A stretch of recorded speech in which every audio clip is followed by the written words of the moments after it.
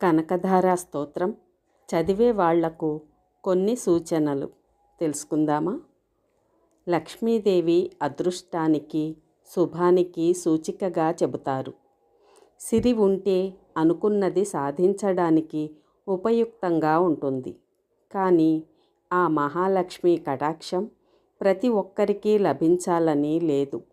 ఎవరైనా ఎటువంటి రంగంలో ఉన్న వారి అభివృద్ధికి తోడ్పడే విధంగా శ్రీ ఆదిశంకరాచార్యుల వారు ఆసువుగా కనకధార స్తోత్రం చెప్పారు. కనకధార స్తోత్రాన్ని రోజు 2 సార్లు పఠించినంతనే నిరుపేదలైన కుబేరులుగా మారుతారు. అటువంటి కనకధార స్తోత్రం పఠించేవారు కొన్ని సూచనలను పాటించాలి. అవి: కనకధార స్తోత్రాన్ని ఉత్తరముఖంగా ఉండి పఠించాలి. మహాలక్ష్మీదేవి పటాన్ని కానీ, మహాలక్ష్మి యంత్రాన్ని కానీ ఎదురుగా పెట్టుకొని పారాయణ చేయాలి.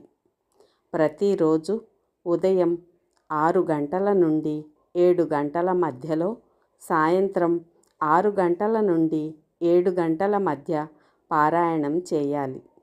కనకధార స్తోత్రాన్ని పూర్ణిమ తిథి లేదా పౌర్ణమి రోజున ఉపదేశం పొందాలి. కనకధార స్తోత్ర పారాయణకు వయస్సు, లింగభేదాలు లేవు. ఎటువంటి కారణంతో అయినా పూజ చేసే సమయంలో నలుపు వస్త్రాలు కానీ, ఎరుపు రంగు వస్త్రాలను కానీ ధరించి పూజించకూడదు.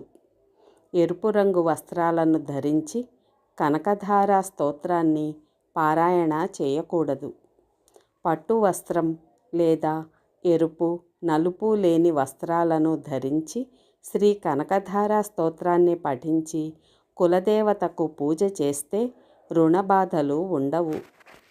లక్ష్మీదేవి సంపూర్ణ అనుగ్రహం పొందుతారు.